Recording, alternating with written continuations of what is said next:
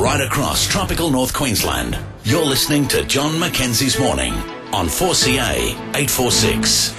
Now, the discussion with the Federal Environment Minister earlier, I think, was an important one for all of us, those who are concerned about the future of our port particularly.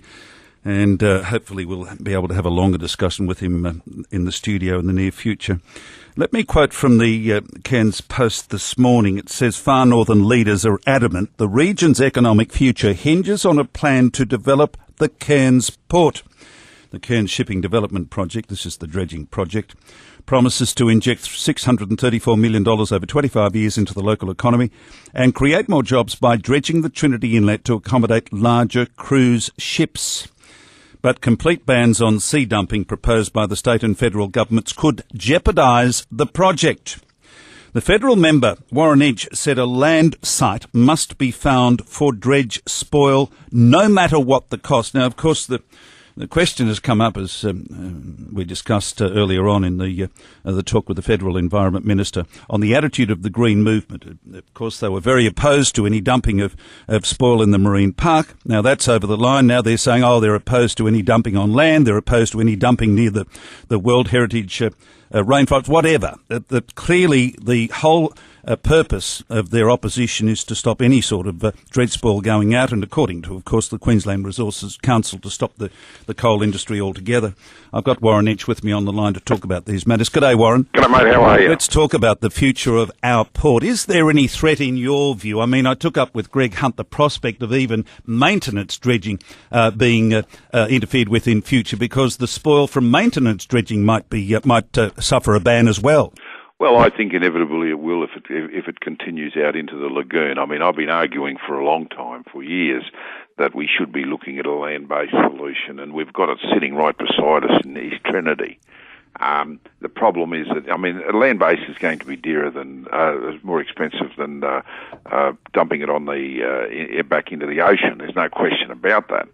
However, if you just look at it in isolation, of course, but the environment, if you factor in other benefits, for example, if you look at the positive environmental benefit by not clouding the water and not taking on that risk, then there's that, and factored that into the cost of land-based, suddenly that cost comes down.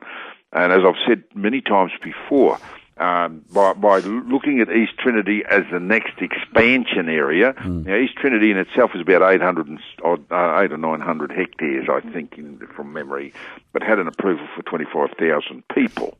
Now, it will take time for that to settle, but by committing that area as the next development node for Cairns, it takes pressure off our hill slopes. So there's a factor, an environmental outcome there that needs to be factored in to that. It will certainly significantly reduce the ribbon development as we're already to Gordon Vale and possibly going further south. That will, there's a cost associated with providing infrastructure there that needs to be factored into this cost. While this is settling, it provides an opportunity for some private investment here, because it will also, not only for that 900 odd acres or hectares, whatever is over there, it also will open up an opportunity for adjoining land, which is west of the Yarrabah Road, that could actually start to be developed pretty much straight away. And so, they say the cost is on what they can get out of the reclaimed land, but add to that the additional land that could be used there, and when you start to do that in a population, you suddenly realise that the cost comes down significantly. It will provide us, of course, with a legitimate and a real second access to the city.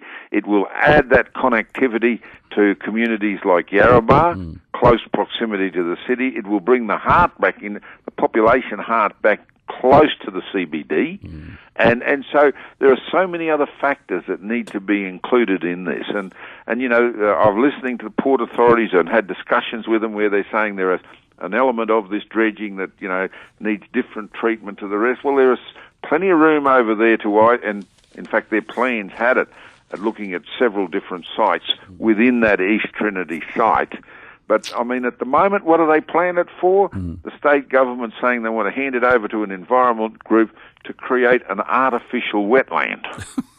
Now, I've got an aerial photograph that was taken on the 16th of May, 1942, a long time before the 1960s when CSR tried unsuccessfully to grow cane and created the acid sulfate problem. Yeah. 1942, it was a bare salt pan.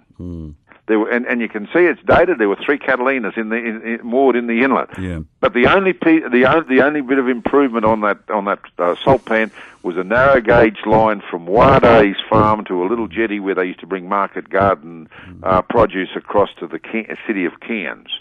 And you know, have a look at the benefit of Sydney and Melbourne and even Townsville with the reclamation of waterfront land there.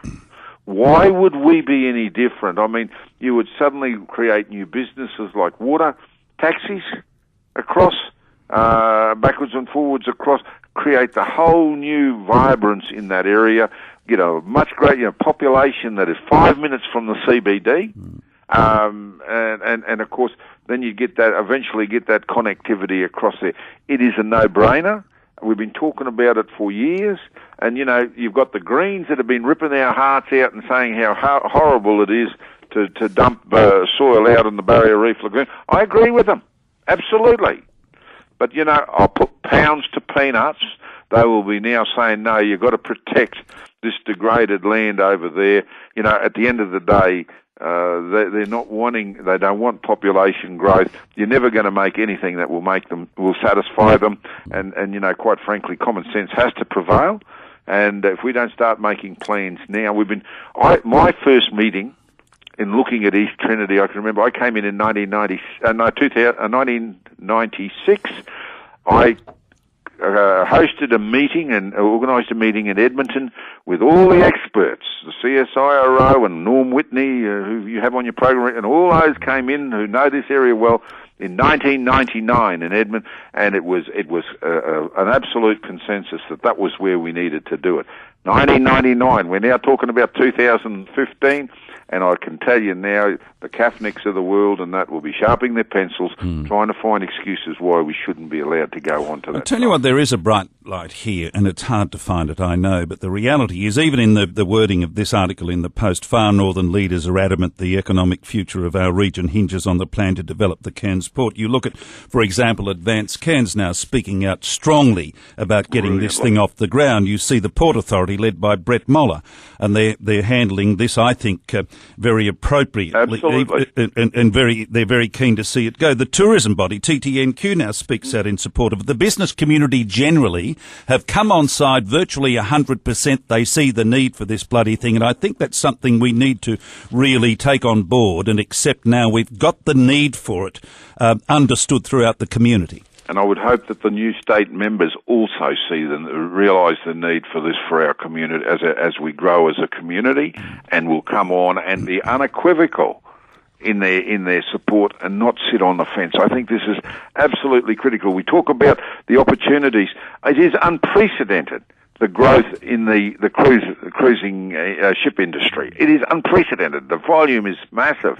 I know for an absolute fact one of the big companies is looking at home basing in Cairns. I've had discussions with them here in Canberra. And you know, if we get one or two vessels that are home porting in Cairns, even if it is for 6 or 8 months of the year, the benefit to the economy is profound. Yeah. And so and that doesn't exclude what opportunities it could create in relation to military side of things. And so, you know, it is absolutely essential that we do it. I have been pushing Greg for a long time, and my view has always been to Greg, make it land-based, because by doing it land-based, it creates, not only does it, now, there will be science will argue that it doesn't have an impact if they dump it at sea. I'm saying to you, even if that proves to be an absolute case, perception becomes reality. And, you know, the water cloudiness and a whole lot of other things there. And when we're arguing and showing what we are committed to doing on the reef, I think that it is a step backwards, irrespective if we allow this spoil to go into the reef, particularly when we're spending a lot of money up on the Atherton Tablelands and other areas, working with landholders to stop silt and sediments flowing down over the Barron Falls into the into the inlet, and then dredging it up and taking it further out to sea when we're trying to prevent that. So I think that's a no-brainer. But and so I was very pleased that Greg made that decision. All right. And but at the end of the day, what we've got to do now is say, rightio, let's grasp the opportunity we got. If we do it as a land-based East Trinity is a no-brainer, and the opportunities that is going to capture into the future will be absolutely amazing. I've got to move on quickly. Just you expressed excitement about an upcoming meeting with the Deputy Treasurer Josh Frydenberg over our insurance crisis a couple of weeks ago. How did you go? Tomorrow morning I'm meeting with the Prime Minister's office and Josh. Tomorrow afternoon. Karen, is it tomorrow afternoon? 4:00 tomorrow afternoon in my office here to discuss it, mate. Well, who's in the office tomorrow afternoon? The Prime Minister's office and Josh Frydenberg. Meaning that will be on the line, will it? On the phone? Absolutely. Okay, 4:00 tomorrow afternoon. We'll be waiting with heavily bated breath. Good on you, Warren. Thank you. We just got to get it up. I just got to get it up, mate. We're getting very close. They've been doing I'm sure they've got questions for me, but it's looking good. Federal member for Leichhardt, Warren Entsch, with the time coming up to 11:24.